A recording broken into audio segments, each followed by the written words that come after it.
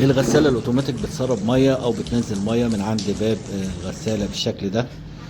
ده بيكون مشكلة في جوان الباب او كاوتش الباب او مطاط الباب بيكون مقطوع او مفكوك من مكانه، او حاجة اثناء الغسيل شبكت فيه قطعته او فكته. فنتأكد ان هو راكب بشكل كويس. لو مش راكب بشكل كويس نركبه، نرجع نركبه ونتأكد ان هو ما فيهوش قطع او خرم.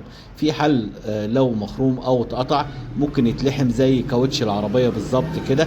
ده بيكون حل رخيص شوية، لان طبعا تغييره بيبقى غالي جدا. بس لو مقطوع اكتر من اللازم وفي كذا قطع ده بيتغير بالكامل.